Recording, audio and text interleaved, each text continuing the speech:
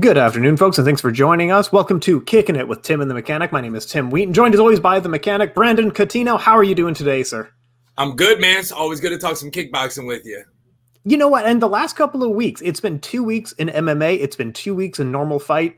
It's been a lifetime in kickboxing. We've seen so much in the last 2 weeks. We've had one championship with an amazing event. Glory Kickboxing had an amazing event. Lion Fights had an amazing event. And I'm excited to talk about it. How's the last couple of weeks of kickboxing for you? Hey, man, it's good. I just wish I wish there was more of it. Yeah, that's absolutely true. So today, let's start with Glory Collision 3, and then we'll move to Lion Fights, and then we'll talk about the fight that everybody wants to talk about, which is the One Championship First Strike kickboxing event. And every event was just so flipping good, man. It was just awesome.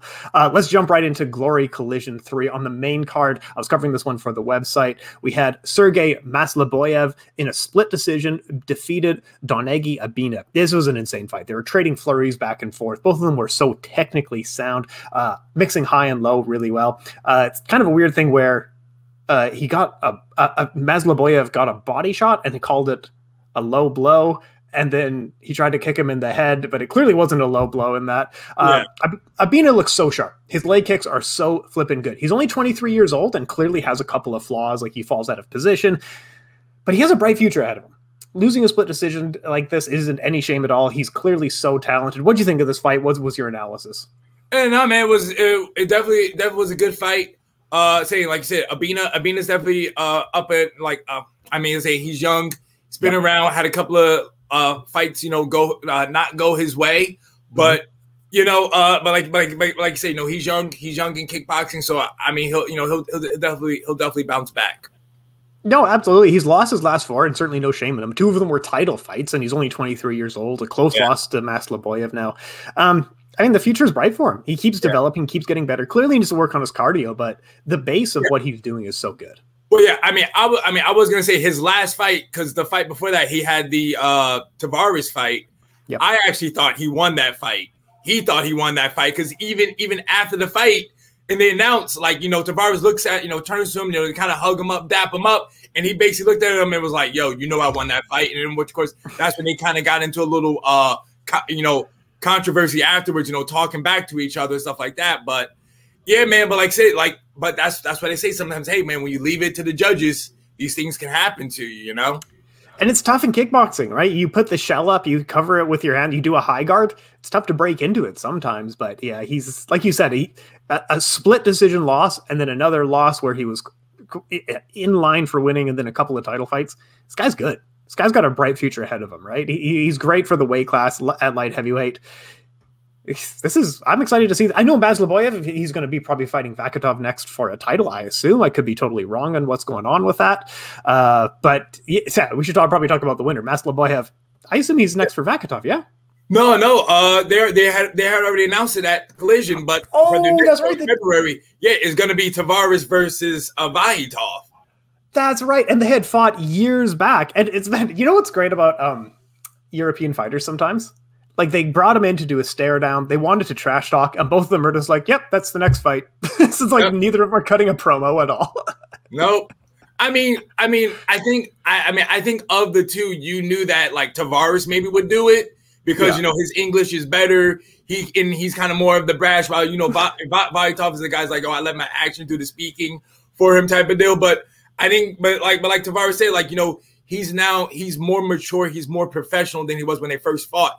And the crazy thing is, like when they first fought at Glory 9 in New York, I was actually there for that event. So I got to see a young Vakitov and a young Tavares go at it. Man, that's amazing. So you were there live, you were in the audience. Their sequel, you're going to fly out, you're going to come over to the Netherlands and cover it again. If Glory's paying for it, I'll definitely be there. Yeah, that's right too.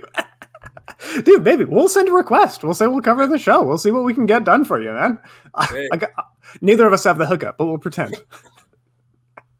No, yeah, that's right, too. Forgot about that. It was tough because Glory Collision 3 was opposite Bellator, and which was opposite KSW. All 3 were going on at the same time. Saturday night was a hell of a night for fights. We had hockey fights going on and then a UFC as well, but it was hella fun. Benny, both of us were like, man, Benny's going to do so well. So both of us picked Benny to win against Antonio Plazibat, and he came out looking fierce. He was looking really good. He started strong, tons of forward pressure in this fight, landing combinations. Plazibat, tough as nails, man. Absolutely tough as nails. That overhand right coming over the shoulder was there all night. He got a knockdown early or late in round 1, and then he got it, finished the fight in round 2. Benny was over the ropes, and he's looking stiff, man. Hell of a fight for Plazibat. Badr Hari, cage or ringside, he was so happy for his guy, man. He was so happy. What do you think of the fight? Hey, man, you like you said, I'm a Benny guy, man. I've been a big fan of Attic Bowie for a while. It was tough to see, but it was still just bananas because it was just crazy. Because like, dude, like when he first got dropped in that first round, you thought it was over. The way how he dropped, it was like, oh, he's not getting up. But then he got up, he survived. So you're like, okay, you know what, Benny's got this. He's good. You know, he'll be ready to go. Second round started, and then boom, Plazibat just came out, caught him again, and boom, like again, just the way how Benny was falling, you're like, oh, all right, it's a wrap, and the ref stopped it. You know, like saying, like you're looking at this fight, and you're looking on paper, and you're just looking like, all right, Attic Bowie has the experience, or should I say, the experience as in bigger fights. You know, he's fought he's fought the who's who. You know, he trains with Rico. He comes from a good camp. You know, and also too, you just think probably like technically sound. Badr Hari's the better guy, but Plazibat just said, "Forget that." Like, I mean, he even said it in his post fight. He's just like, "Oh, I'm just a dumb guy out here that like just goes forward and he just swings at things." So, I mean, yo, man, Plazibat did his thing. Like I said, I mean, he could be maybe next for a title shot, you know, or they maybe try to go with the Overeem thing again. I really don't know. That's what I was going to ask you. So the thing is, this is prize fighting. So they're going to take money fights first. So the two matchups they're likely to do is going to be Rico Verhoeven versus Alistair Overeem. And then the match that I threw out on Twitter was Antonio Plazibat versus Arkadiusz Verdrosek for the next in line kind of thing. Because both of them are coming off major wins. Verdrosek just had the knockout win over Badr Hari. I think that makes a fun storyline, and I think it's a very winnable fight for Antonio Plazibat as well. I think that's a good fight for him. What do you think of those matchups? Would you do something different? I don't know. Well, the only thing I would say I might do something different is because I know Badr Hari wants that rematch with Razak. So that's why I don't know. But I mean, then again, Razak might be like, "Yo, that's my biggest win. I'm going to try to ride that out." I don't know if he really wants the rematch or not. But to me, Badr Hari wants the rematch. You know. But then, man, what did I see online? I think somebody was trying to. I remember somebody was trying to have Saki. I think maybe go up against Rico and let Overeem and Badr Hari have their rematch. You know, and then like Plazibat is still there, like just waiting. But I don't think Saki is going to go for a title. Like he's not going to. That's not a good fight. I promise you, that's not a good fight. I do like the Badr Hari Alistair Overeem rematch, but I think Badr probably embarrasses him, honestly. I mean, hey man, like you say, Badr Hari has looked good in his last few fights, but then something always happens. So I mean, to me, to me, it's like, yo, if you can get past the first round with Badr Hari, good things might come your way, because that's usually how his fights seem to go. You know, his first fight with Rico, you know, he was looking good in that first round, then boom, next you know, he hurt his arm in the second round. You know, his second fight with Rico, they at least went to the third round. His fight with Benny, you know, he dropped Benny in the first round, then boom, the second round, Benny took over. Same thing with his last fight. He was dominating. He was on the ropes. It was about to be over. Again, in the second round, what happened? He got caught with the kick. He went to sleep. You know, so that's what I'm saying to say. It's like, yeah, technically you kind of want to say Badr Hari's been more active, but in a Badr Hari fight, to me, if you can maybe pass the first round, you could probably maybe catch him. So. You have summarized the career of Badr Hari of like, this guy is winning. He is a world beater. He looks amazing. He didn't win the fight. Everything. So I wrote a massive article on Badr Hari about he is the greatest runner-up in the history of combat sports, because every time that he's been so close to being the greatest of all time and time again. The first time he went for a K1 championship against Remy Bonyaski, who was calling the fights. He was winning the fight. He was dominating and then stomped him. like you're an idiot. Like you stopped a guy that you were beating, so you lost a disqualification. His next K1 championship the next year, he was fighting Semi Schilt, a guy that he knocked out in like 30 seconds 6 months prior. Now, when it mattered, he couldn't beat Semi Schilt. He lost his heavyweight K1 championship due to disqualification as well, or due to I forget the reason why, but he got stripped of his K1 championship. And then in a fight against Hesdy Georges, he lost his It's Showtime championship, a fight that he was winning due to disqualification. This guy, a few different choices, and he is the greatest of all time. Yeah, that's why for a while he was being called the bad boy.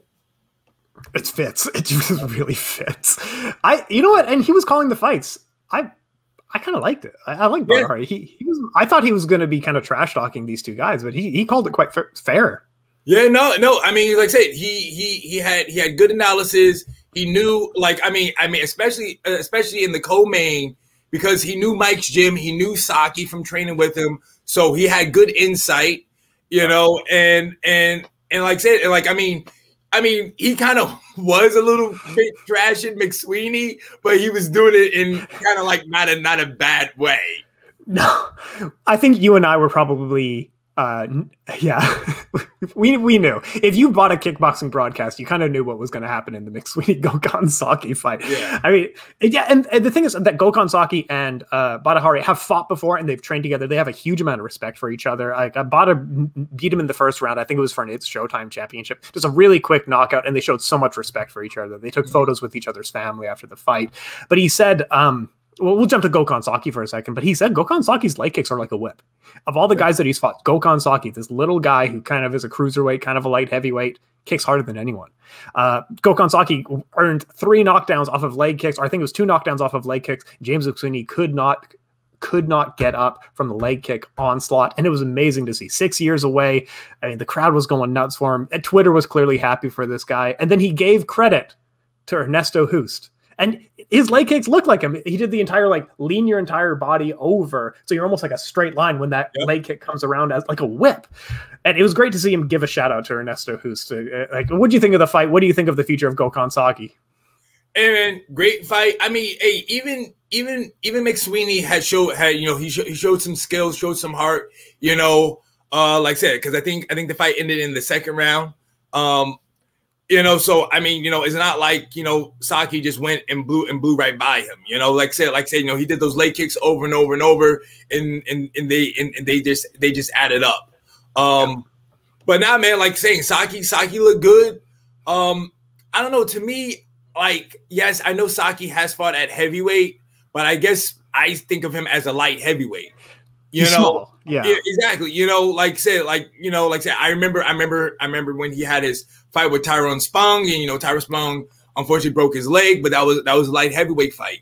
Even his last 3 fights for the UFC, those were light heavyweight fights. You know, UFC is 205, Glory is 209, so you know you get 4 more pounds there. You know, so that's why in my head I'm like, well, he took this fight on like 2 weeks' notice, so he's like, yeah, sure, let's do it at heavyweight. That's what I'm thinking going forward. If he maybe would just drop back down to light heavyweight, because I'll tell you this, another little interaction with Gokhan Saki. You know me, I'm on the Twitter. A while back when you know people were talking about like Vahitov, you know, being the best at light heavyweight and everything like that. I don't remember. I think like somebody was trying to pump up Saki, and I was kind of like not really having it.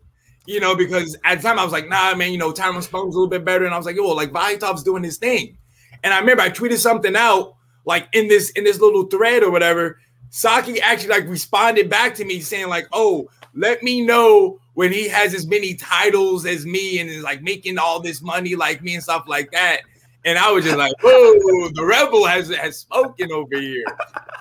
But it was cool. I was like, all right, Saki sees my tweets. All right. But dude, that's a big deal. Ask him to come on the show. Yeah, that's what I'm saying. But that's why I'm thinking like maybe he could go to light heavyweight, because like I said, there was a time where people were talking about a Vahitov Saki fight. So maybe now he's here.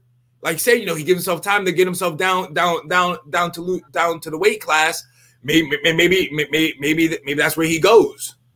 I would love that. I think that's a better fight. Gokhan Saki really shouldn't be fighting at heavyweight. He's only 6 foot even.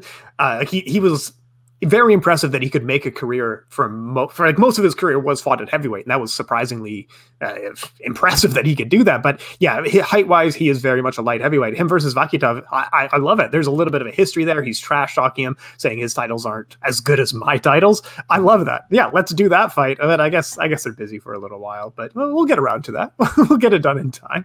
I mean, how do you square up that match? It's Gokhan Saki, you know. I mean, Vahytov, man, he moves. He has good defense, good combos. You know, like saying, I mean, I kind of want to see if maybe you get a leg kicker like that. You know, Saki going after them legs. You know, I really never seen really Vahytov check kicks that much. But then again, I never really seen that a kicker really going at him, because like you think about a Pereira, he's more of a boxer. You think about when he fought my boy Zach Mukasa, again another boxer, really, you know, and then you know, like a couple of the other people, even what is it? Freaks his name. Was it Cavallo? Cavallari. Yeah, Cavallari again too. Yeah. They were more really hands as well. You know, they weren't really like kickers. I mean, Cavallari did have some kicks in there, you know, because you know he had his Brazilian Muay Thai type style, but I think they're really just still more hands. They really weren't kicking as much as I think like a Saki would really be kicking him. No, I agree. I think it'd be a fun matchup because I love Gokhan Saki. His fight style is a ton of fun. And I think it would be a great matchup. Like you said, he's enhanced his kicks over time, and let's set it up. Also on the card, we had Hamicha fighting Samuel Dibibli. And I think Dibibli's best moment may have got the most unique moment on the broadcast, where he was walking out to Lion King music while getting booed. I've never seen something so amazing in my entire life. Hamicha gets the job done, tons of forward pressure, and just knocks him out in the first round. A cracking rib shot to end the match. What do you want to say on this one? Body shots in fights, like I tell people all the time. Body shots in fights. That was a nice body shot. I mean, this dude, ever since he came to Glory, first round finishes. You know, like I was telling you before when we were talking about this fight, saying that Hamicha is basically like the welterweight Alex Pereira, where he's just getting people out there now, man. He's just finishing them all off. He knows when it's done. The man's next for a title, you know. See, this is the thing, man. I know everybody's talking about Doumbé being done, but Glory has not said anything yet.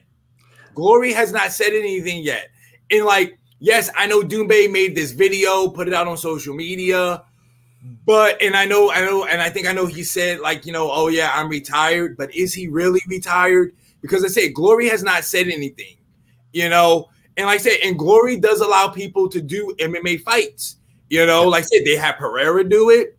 They just had Yusuf Bulgari. He just had another MMA fight, you know, like saying, so they allow people to do other things. As long as you're still under contract with them, they okay the fights, you can do it.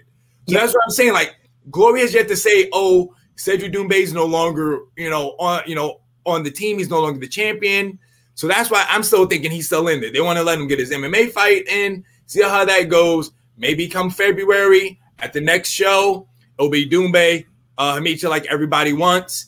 If Doumbé really is gone, then that means Nabiov should be the next person. He had a good fight on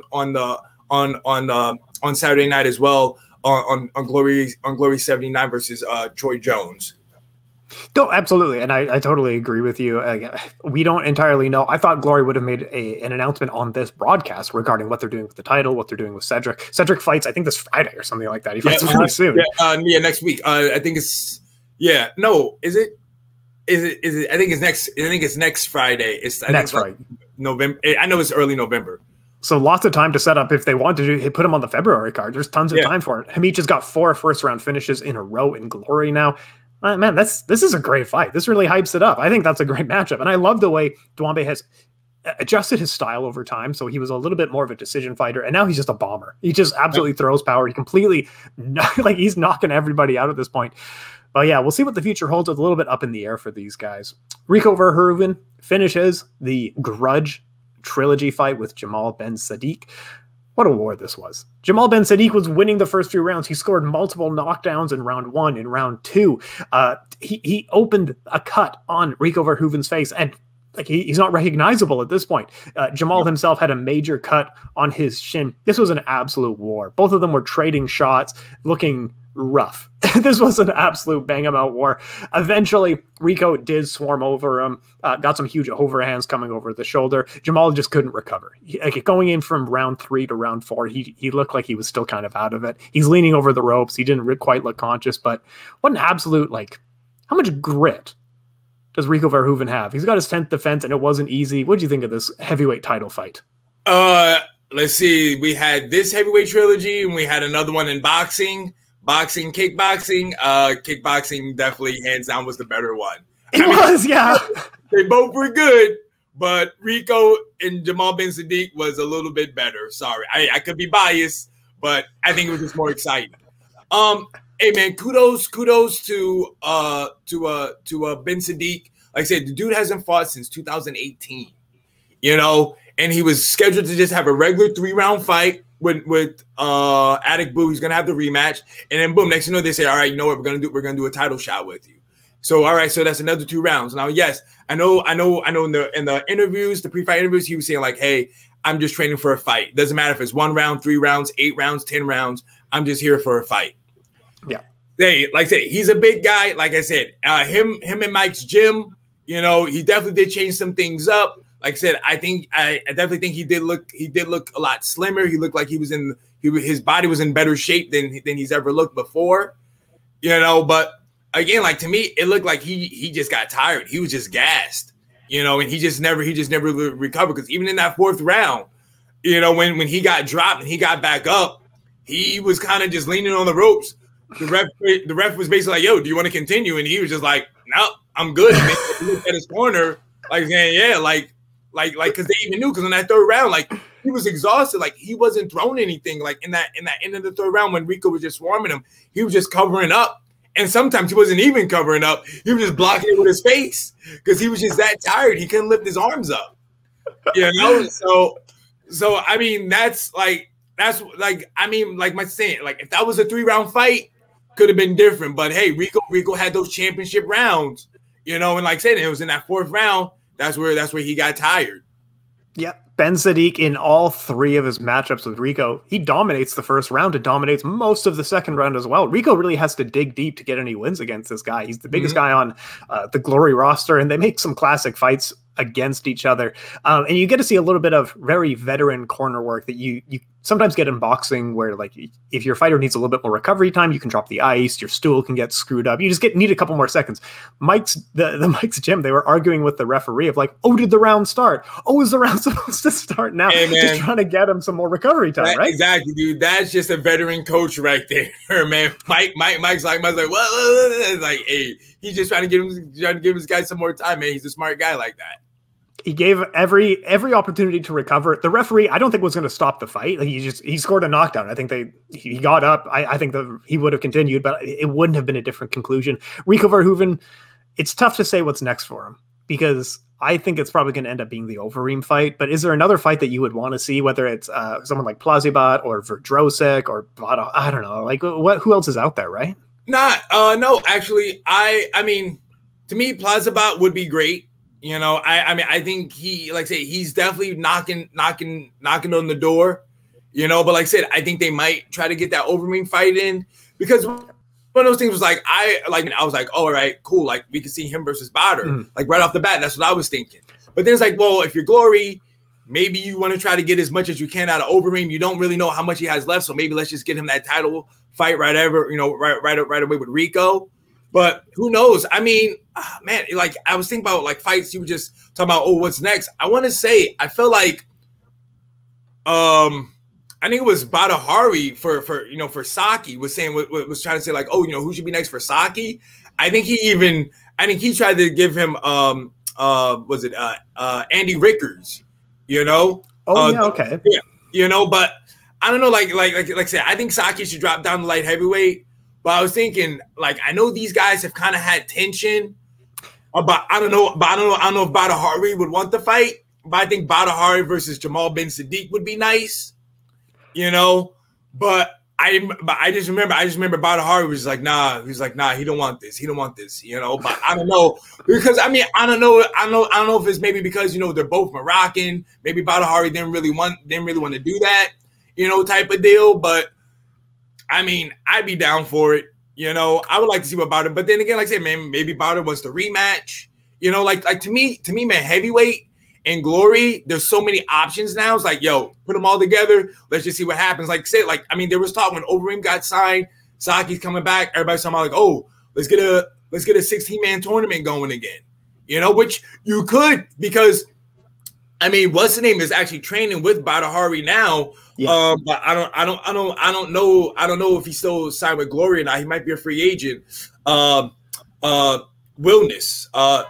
Jafar Wilness, he's still there. He's a possible heavyweight, you know. So, I mean, I don't know.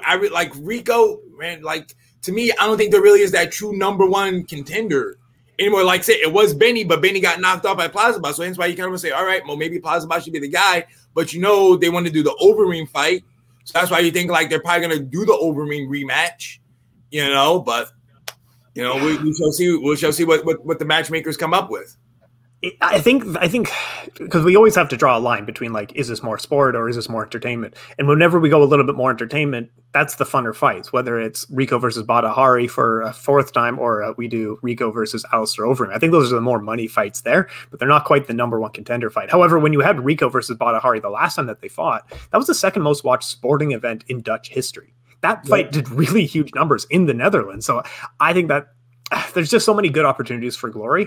Hopefully they kind of put the foot on the gas and move forward a little bit, because I think they need to get moving a little bit. A tournament, they just did an 8-person tournament last year, and it didn't quite have the same fun sting to it, just because it looked like Rico was going to dominate. You got an old Hesdy Georges versus Rico in the opening round. But yeah, let's do that was just a 4-man tournament. That one was just a 4-man. Oh, sorry, yeah, 4-man, and then Tarek I can't say his name, Kabiev, but he's a part-time fireman, so like he doesn't even train kickboxing full-time, was the final. It was just a little bit like, man, we could do better, couldn't we? So yeah, maybe another heavyweight tournament would be cool. Speaking of Badr Hari, really good on broadcast. Fighting, like calling a fight for someone that you've had a previous fight against is not an easy thing to do, and he was very balanced. He said Rico's going to do Rico stuff. He does it so well. He does a great Dutch style. You know who wasn't fair on the broadcast, and I think it was my favorite part of the Glory event. They just had this huge event, great title fight, one of the best title fights they've had in history. They cut to Remy Bonyaski, one of the great kickboxing champions in history, and he's like, yeah, so those guys look like garbage. Did either of these guys train cardio? I like Remy, man. Remy's good, man. The Flying Gentleman, baby. The Flying Gentleman. The Flying Gentleman. No, yeah, love him. He didn't hold back. He didn't pretend. I was surprised that he was just like, crap. These guys look like dude, like I like Remy because Remy like is like he's one of those guys that like now that he's in the media, he asks those questions that you're like, wait, is somebody really asking me this right now? Like I remember when it was the Badr Hari fight, his last fight, he basically asked Roderick, like he was like, hey, it was just basically like, what do you think about if Badr Hari like knocks you out? And it's like, wait, what? How am I supposed to answer that? You think I'm gonna like say, oh yeah, he's gonna knock me out? Like, no. Man, I love it, man. Remy's one of the coolest guys and like one of the funnest fight styles in history as well. I interviewed Marius Saromskis earlier this year, and he was like, yeah, Remy was one of the guys that inspired me to even get into this sport. So he's created a huge legacy and still having fun in the sport. Anything else you want to cover off on Glory Collision 3, or should we move on to Lion fights? I just want to say the other fights at Glory 79, you know, it was like the prelims to it. Had some good fights there. You know, that lightweight fight, the first, actually, no, I'm sorry. The featherweight fight with Sergey Adamchuk. I mean, dude, he's one of the top guys, but you got to give respect to his opponent, because his opponent actually took that fight. You know, I think it was a rematch actually of them. I think it stopped. I think it got stopped as it was a draw last time I think they fought. Yep. Yeah, so but this time Ulanov, right? Ulanov. That's what you say, right? Yeah, you say he got the W this time. I mean, hey man, we want, like, people have been talking about it. We want to see what's going on next with Petch. I mean, we know Petch has a fight that's not in Glory coming up, which I'm sure we're going to cover and talk about. But I mean, hey man, we wanna see those featherweights again, man. Those guys bring it. Yep, Sempech Fairtex is going to be fighting in One Championship Next Gen 2. He's coming up on November 12th. We'll definitely cover that one. That's one of the bigger kickboxing fights. And let me check the rules quick. That one is officially a Muay Thai fight. We'll still talk about it. That's absolutely fine. Also on the undercard, Troy Jones fought, and let me just bring it up here. I closed it. Nebiov. That was a great fight. Alim Nebiov versus Troy Jones. Troy Jones had a huge slice going down his shin. This was a great fight. Unanimous decision win for Nebiov. Anything you want to say on the Troy Jones Nebiov fight? Hey man, yo, I gotta you know me, man. I gotta support my Americans, man. Like saying we're out here, we're trying to do big things. You know, hey, it was another step up in competition for him. Like I said, because before he took a short notice title fight with Brunhart, didn't go his way. This time though, he had a good performance against Nebiov. You know, it just didn't go his way. You know, like say, you know, he still fought off, you know, with the cut going on his shin, which saying sometimes, man, doctors will stop fights off of that. You know, I've actually seen it happen before. So like saying, you know, he still fought with that urgency, but you know, it just wasn't his night. You know, so kudos to Nebiov. But hey, man, I'm looking forward to seeing Troy Jones again fighting. Yeah, it was a great undercard. It was a great event up and down. I definitely recommend it if you get the chance. Do check it out if you haven't seen it already. Moving on to Lion Fight 71, which is available on UFC Fight Pass. Please do not Google Lion Fights. It's not going to find you the event that you want to watch. Jacob Benko defeats Joy Boubier. I know I'm not saying it right, but it's close enough. He used a series of different low kicks to really warm him up before going up higher and finishing the fight. It was a great Muay Thai fight, a great title fight on this one. Love whenever you get to see knockdowns from leg kicks. I think he knew that he finished the fight via leg kicks, right? Like, what did you think of the main event in this one? Yeah, no, it was good. It was good to see the champ fight again because, like I said, the last time he fought, he had fought against Chip Jones, you know, who's out of America. He was the champion, everything like that. But you know, he took the belt from him, so he was defending it. And like I said, man, you know, he's just a tall guy. You know, used his reach a little bit, saying you know, using those legs, chopped them down, call it a day. Like I said, man, like we saw it. Well, like really, like this fight was first, but then you saw Saki do it too. Say you can win fight on leg kicks. You know? No, it was a great fight. Like you said, he does fight really long. He fights in that really long stance. So when his legs come around, they're a whipping hard kick, and he looked really good in this fight. Lion Fights always puts on a good main event. We also had Neil McGreevy from Ireland in the co-main event. Won a title against Jake Peacock. I like Jake Peacock. He's a half-armed fighter. He kind of did the opposite thing that I did. I'm from Calgary and moved to the UK. He's from the UK and he just moved to Calgary. I'm trying to interview him for next week, so stay tuned for that. But yeah, Jake Peacock, he's doing really well for a guy with one arm. He's doing better than I did with two arms. What do you think of this fight? Yeah, no, I remember like when I heard about it, I'm like, all right, he's like the kickboxing version of a Nick Newell, you know? Yeah. You know. But it was crazy because I mean he was undefeated, and I think all his wins were actually by stoppage. You know, he was stopping dudes. You know, but hey, this fight, it just wasn't his night. Like say he gave kudos to his opponent. Like his opponent was mixing it up. You know, going high, low, changing which side he was kicking, his left side, his right side. You know, he wasn't just staying still for Peacock to just do what he normally does. You know, so he mixed it up on him, and hey, we got Anu. Yeah, it was a really fun fight as well. You can see the him kind of working through the defensive mechanisms. But yeah, I think it was a good fight overall. I'm still curious of what the future holds for Jake Peacock, because clearly he is committed to being a Muay Thai or kickboxing fighter, even with half an arm. Now, unlike Nick Newell, he couldn't get the glove on officially, right? So I think Big John McCarthy said like something, you can't get a glove on that hand, so you can't throw strikes with it.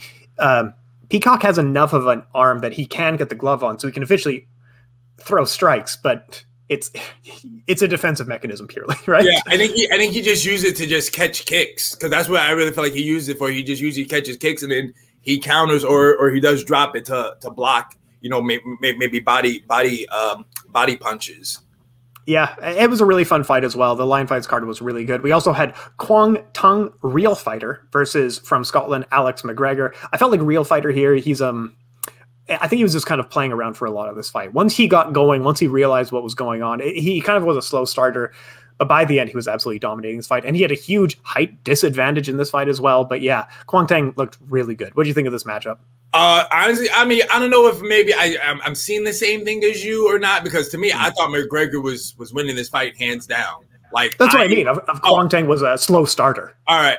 Because to me, like I said, I think, again, McGregor, like I said, had that reach, had that height, was using his length, keeping him at bay. Real fighter couldn't really do anything. But then come those later rounds, what I'm saying? McGregor thinking he's cruising to a W, boom, caught a right hand. The lights were out. Yeah, and he folded over like that. It looked painful, right? It was a great stoppage, but yeah, great card all around. We also had Dan Tracy get a knockout in 17 seconds into the first round. Zach Cabria defeated Anton Austin, and also Charlie McGee from Scotland defeated Haiti Jaishi. Sorry about my enunciation. Anything you want to mention on those great fights? Yeah, actually, just the first 5 minutes. Like I thought McGee was done because he was losing that first round.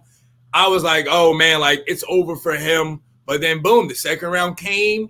He started just doing his thing. Third round, fourth round, like he took over, and then of course, he got the stoppage. So I just don't know if his opponent maybe maybe ran out of gas or what. But shout outs to McGee, because I thought he was done after the first round. I was just like, oh man, he's gonna get stopped soon. But no, he was one doing the stopping. Yeah, no, it was a great fun fight, and I'm impressed that they do 5-round fights for lion fights, and then in the glory heavyweight main event, it was another 5-round fight. So it's impressive these guys are already fighting 5 rounds, right? And you get fun storylines like what you were just describing. Yeah. That's usually how Muay Thai fights are. They usually go 5 rounds no matter what, because I think it's because they know usually in Muay Thai, it's usually a slower pace, or should I say they start out slow. It's usually like the first round, second round, they kind of take off. And then, they just go slow like boxing. And then boom, the third, fourth, fifth is when they turn up. While with Glory, they're saying, hey, we only got 3 rounds, so we got to get busy. That's why usually you see in Glory, there's a lot of knockouts going on because guys are just getting after it. No, absolutely. And I think they just change the rules officially for their stadium fights as well, of like you guys can't play around in the first round anymore. You guys have to engage. They removed betting. Like they just did a bunch of rule changes in Muay Thai stadium fights, right? Lupini, I'm not too sure. I haven't heard about that, but I mean it could be something. Through all I know, man, I know through fighting in Thailand can be a crazy experience, because I had a buddy of mine. He actually fought over there, and he told me, and he was like, yeah, like usually, like sometimes, like when you go there, like saying people go to to get fight experience and stuff like that, but that's because you can just show up on a day and be like, yo, I want to fight, and they'd be like, oh, how much you weigh? Then they'll try to find somebody who might weigh the same amount as you. And then the thing is, like, too, like I think he was saying is like they basically have you two like sitting next to each other like the whole time before the fight. So you're just like hanging out next to your opponent, where like usually like in other places you'll be in like different areas of the building, so you're not really around each other. But it was just kind of crazy when he was just like telling me about it. And going there as a non-Thai person, the fighters, if it's a Thai fighter versus a Thai fighter, they kind of almost have the like, we are doing very heavy sparring here, but I'm not trying to kill you. When a foreigner comes in, they're basically trying to kill that person. They're trying to like embarrass the person as much as possible. I forget his name, the French fighter who Georges St. Pierre brought in, and he won a bunch of stadium titles. Yeah. He was talking about this. I forget his name. Sapkowski? I can't remember his name either, but I know what you're talking about. Everyone who watches kickboxing is like, I can't believe you didn't know this guy's name off the top of your head. Moving down, let's not bury the lead any longer. Let's talk about the huge one. And it's a big moment in kickboxing when every MMA card is talking about what was happening in a kickboxing title fight. Giorgio Petrosyan, one of the greatest of all time, really got outclassed, got beat. Like he lost the first round, and he got knocked out via head kick against Superbon. Something that I think you were one of the only people to predict this fight correctly. Brandon, take a lap. Congratulations, Brandon. This was a big upset. What did you see in the fight? What did you think of Superbon? Give me everything. Hey, it's exactly what I kind of thought the fight was how it was gonna be. Like I said, I thought that Superbon's aggressiveness would be too much for for Petrosyan. Like I said, like I kind of just went back to the Andy Risty fight that Petrosyan had. Like I said, Superbon Risty, different skill sets, but kind of same mindset, you know, of going for it, being aggressive, and that's what happened. And also too, Superbon had his combinations going, because what that combination was, it was like he's doing like a hook. Then I think he did a low kick. Then I think he did a hook again, and then that's when I think he went to the head, you know, with that kick around. So he mixed it up on Petrosyan, because Petrosyan was probably thinking the kick was going to be low, and then boom, it went high, and he went to sleep. Yeah, there's so much fun stuff when we're talking at a level this high, but clearly Superbon had been studying Giorgio Petrosyan. He knew, because Petrosyan usually is such a systematic fighter where he can go from, I'm doing a frame, now I'm setting a trap, and now I'm landing punches. He couldn't get started. He couldn't get anything going because Superbon didn't engage at the times where Petrosyan wanted to engage. Superbon was throwing strikes when you were just entering an engagement or just leaving an engagement. And like you said, he was throwing constant kicks low, constant kicks to the body, lots of knees, mixing it up. So when that kick came around, he was clearly, his hands were low, and that broke his jaw. And he actually had to cancel. I think his next fight was scheduled for like a month after. He had to cancel it. But yeah, he just got released from the hospital a few days ago. One of the great upsets. I mean, Superbon, this was the guy you picked. Like, congratulations on this win here. He is a student of Buakaw as well. Do you run it back, or do you just have Superbon fight the champion of the tournament? There's no point to run it back. What for? You knocked him out cold. There's no controversy. Like, and it's not like and it's not like Petrosyan was the champion for a long time. This was the inaugural belt. There was no champion, so there's no need to run it back. So to me, you give him the winner of this tournament. But I'm sure Superbon will like want to stay busy. So I mean, maybe you give him somebody, or you just give him a non-title fight. I don't know. Yeah, I would say wait out for the winner of the tournament as well, because yeah, like you said, there's no point. I would like to see them each get a win before fighting again. But yeah, I think Giorgio Petrosyan is a little bit more of their golden boy, like in terms of this is their moneymaker. So I'm not sure, he might get special treatment, might get back into a title shot a little bit faster than a normal person would. But yeah, in a rematch, I don't know what Petrosyan could have done. He clearly, Superbon wasn't falling for any of the traps. He wasn't engaging in any areas where Petrosyan wanted to. I mean, Superbon probably wins this fight if they fight a trilogy. Yeah. I agree. So bright future ahead. Sorry, go ahead. No, I was gonna say I'm down for it, man. You know, like I said, I just think Superbon, was. I just think Superbon just had the right game plan, and it just worked out for him. Yeah, fought extremely well, picked his shots. He changed camps a few years ago, and it seems to have been working extremely well for him. Like, he's really developed more in the last couple of years. He's only 31 years old, so kind of coming down in your athletic years, but your intelligent years, you're kind of at that perfect point where your athleticness and intelligence are corsecting very well at the moment. So I think he's going to be a really good champion. Now, also on the card, you had Marek Grigorian. I don't know, this kind of sucked to see. But Marek Grigorian retires Andy Sauer, landing lots of leg kicks. He landed a punch which dropped him, and then Sauer said, it's my knee, like if I don't know, pulled a muscle or broken or something like that, and then he just retired. Marek Grigorian, crazy good fighter. He throws so much power in his strikes. He's 100% every time he throws. Great fighter to see. What do you think of this matchup? What do you think of Andy Sauer in his career? Hey man, Sauer power all day. Like I said, I mean, I was right on who I thought was going to win. Yeah. But like I said, I thought this fight was going to be over in the first round. You know, Andy Sauer showed me something. He had fight in him, man. He had dog in him. He wasn't going anywhere. He stood there. He was winging shots, man. He was there. He was there to bang. And like I said, I think he was like, yo, this could be my final fight. I'm going out. You know, I'm going out all the way. I'm going to give it 100%, you know, and then boom, the injuries happen. Yeah, but it is a stink way to go out. You don't want to go out on an injury like that. But hey, man, heck of a career. And like I said, man, like you said, it's not like he got, it's not like he went out like a BJ Penn or like a Chuck Liddell, just getting knocked out or anything like that. He just had some tough losses. But like I said, man, he went out against a top guy. It wasn't no bum off the street or anything like that. So, kudos to him. Kudos to Marat for going in there, getting the job done, and moving on in the tournament. Yeah, no, huge congratulations to him. Like you said, Andy Sauer, I think he has nearly 200 fights in his total career, like including the MMA fights and everything like that.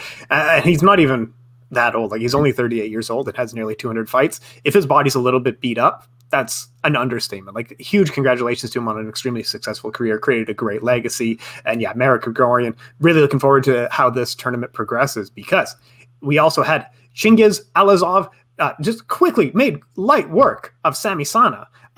Went to the body, dropped him, landed some strong leg kicks, and then knocked him out going to the head. Great fight. Both you and I called this one correctly. What did you think of the fight? What did you see? Hey, man, they went after it, and they went after it. He went in there. He came in there to get him out. You know, that's what went down. He was like, "Yo," so yo, he was basically like, "Yo, I don't get paid overtime. It's time to get in, get out." You know, like say, I mean, hey, it's a tournament. You want to be healthy, you know, for your next fight. So he's trying to take less damage and get the fight over. I don't blame him. It was a good fight. I mean, it was knockout city. And the thing too is like, what is it? His opponent had the reach. You know, yes. Was a tall guy, but he didn't use it. You know, like say, like we talked about in the preview. You know, he does like to try to get close, try to use those knees, uppercut, stuff like that. But that could have been his downfall, trying to get close instead of maybe we should have changed the game plan, because to me it's like, you know, this person that you're fighting is an aggressive fighter. You know, he comes after, so you maybe want to try to keep him at bay. Use your jab, use your front kicks, you know, your teeps, keep him at bay. But he didn't do that. He went into the lion's den and he got eaten. Yeah, no, it's just a huge congratulations for him. Like, he came in like a whirlwind. Like you said, he's not getting paid overtime. You get paid the same whether the fight's 30 seconds or 20 minutes long. The reason I went to that fight next is because we have Marek Grigorian versus Alazov will be in the semifinal. Not quite scheduled yet, but that's a bombing. Like, that's a banger of a fight right there. I don't know who to pick. Marek is, I'd probably usually pick him. If he is focused, I think he can win any fight, but he's kind of a slow starter sometimes. And Alazov is a fast starter. This is a great fight. Do you have any quick early predictions before moving forward? I mean, I told you, I think that Marat is going to make it to the finals. You know, like I said, I think he's in that top tier. But like you said, man, I mean, him being a slow starter might hurt him, but maybe he knows. But I mean, he's at a good gym. He's out of Himmer's gym. Nick Hemmers is a good trainer. He knows to get him ready. He might have to say, "Oh, this guy likes to go." So we might have to get after in the first round. But I mean, there is times too where I've seen Marat get first round finishes as well. So I mean, you know, Marat could get it done in the first round too. Absolutely. If he's in it, I think that's a great. That's probably a winnable fight for Marat. We also had David Curia defeated Enrico Kiel, a first round knockout. Absolutely surreal. This fight card was so good. Like, we had this knockout, or we had the knockout in the previous fight, then this knockout. What'd you see for David Curia? What'd you think of this match? His game plan threw me off. Like I said, I picked Kyria. I mean, I don't want to brag on him, but I picked all winners this whole card. I picked everybody. But like, I mean, his thing was like, he just basically had a high guard. Basically he was trying to be head to head with his opponent. Like, he basically was trying to put his head on his head and just stay there, and then boom, pick his shots, and which is what he did, and he got the finish. But I was just kind of thrown off on his game plan, because it was just basically like, let me have a high guard. Let me get close to him, and then boom, he would like rip to the body, go to the head, you know. So I mean, kudos to Curia, but he's gonna take that L in that next fight though. Well, and the strange thing is, because Curia is the taller fighter, so normally you wouldn't want. Oh, sorry, David Curia is a shorter fighter, so yeah, him kind of ducking in, coming in close, kind of in the mid to close range. Yeah, he got the job done. Looked really good doing it. And like you said, next fight, City Chai. He had a split decision win against Ozcan, who is the Infusion champion. This was a great fight, but yeah, City Chai, he just packs a little bit more power, finishing a few more combinations, edged out a really close victory. But City Chai is your pick to win the entire tournament. What'd you see in this fight? Yeah, man. Actually, there's another fight that kind of, I want to say both these guys kind of threw me off on the way how the fight was going to go, because I think I kind of thought it would have been a little more, or should I say, I think I would have thought that Oskin would have been a little more active, because that's usually him. He's usually a high paced fighter. Like, I mean, I don't know if it's like, you know, you want to talk about like, you know, I'm saying the guy's nickname is the Turkish Turbine. You know, he goes after it. You know, but to me, this fight, he was kind of being slow paced. So I don't know if that really helps Sidichai, because like I say, Sidichai has that Thai style. He's just slow paced. But like, I kind of really thought, Sidichai won the first round, Oscar won the second round, and in the third round, it was Sidichai's all day, because that's when I think Sidichai knew, all right, this is 1-1, third round, time for me to put it on, and that's what he did. Yeah, I agree with you, and like that's completely. He's so. It's like he's picking the exchanges he wants because of how much experience he has. It's something that like I would never be able to do in a fight, but he just like, no, I didn't like this exchange. I'll do the next exchange. And he just does enough. It's like he's smart enough to know if I land the last strike in this exchange, I've won that exchange. Even if I land one punch in this exchange, the judges will favor it for me. He just edged this fight out enough. Didn't take any damage in this fight. Like he did really well. But yeah, no shame for Tayfun Ozcan. He performed extremely well. I'm looking forward to what they're doing next for him. But yeah, losing to City Chai, absolutely no shame in that. He is your pick for the entire tournament. He's going to fight David Curia next. So we're probably seeing what we're both predicting is a Gregorian versus City Chai final, correct? Mm-hmm. That's what I say, and I say City Chai's taking the whole thing. Oh, awesome stuff. I agree with you. This is the City Chai revenge tour. He's going to get his revenge on Marat. He's going to get his revenge on Superbon. Man, I love it. I hope so, because I like seeing the Thai fighters win. I like when they do well, right? Yeah. Oh man, talking about kickboxing. Oh, it's just so exciting. But yeah, Superbon, man, there's just so much good stuff fighting. Hopefully we get some schedules soon, because we were just checking the calendar and all we got is Rodtang versus Demetrius Johnson, which is a cool fight, and we'll definitely break it down and talk about it. But other than that, there's not a huge amount. We'll try to update the calendar for you folks and see what's going on next in kickboxing. I mean, you did talk about earlier, but of course, we got the Petch fight as well.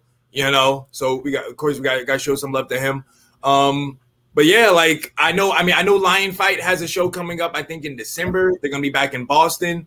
Yeah, man, I might need to talk to those guys. Maybe try to check out one of their cards when they're close to me again.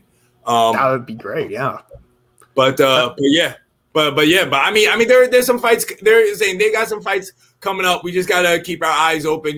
There's always kickboxing fights coming around. Just depends on what it is that we can get to. Like saying, sometimes those K1 cards, I mean, especially for me, they're happening at times when like I'm trying to go to bed or something. Yeah. But you might be up for it, and I just got to catch a replay. But yeah, I know.